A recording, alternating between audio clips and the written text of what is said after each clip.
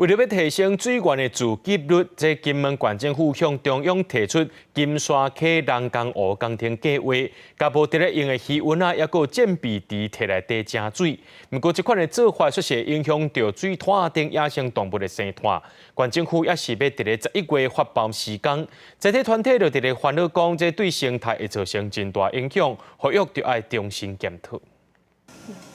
看起来真古水的凹压水塔，歇伫金门，为了提高当地水源自给的比率，县府推动金沙溪人工湖建设方案，要甲7个无咧用的鱼温也有建壁池改做淡水池，而且嘛向中央申请5.49亿的经费。在地团体烦恼包括引水甲保环的工程，恐惊互水塔的生态地受到严重的破坏。工程做下去了以后，它里面会像万里长城一样筑了好几条的这样子引排水的这个渠道，在这个基地里面造成的这样子的一个切割的效应就不会消失。在地居民也质疑讲，过去就发生起伫海边的下污水库，才拄启用无偌久就变伤咸，惊即摆的工程会犯同款的错误。只要遇到一次的大潮，或者是海水倒灌，那这个人工池里面的水就会盐化，无法使用。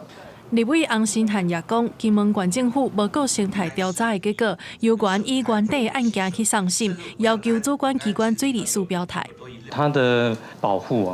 应该是不能因为有任何的公共工程的兴建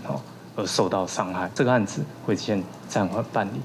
水利署表示，这个案件是为着要解决自有水源无够的问题，也有金沙地区伫大雨大涝的时阵有淹水的问题，会协助金门县政府找到兼顾设备甲生态的方案，也会邀请金门国家公园管理单位来帮助拍通水路，卖互水塔的生态地受到破坏。记者综合报道。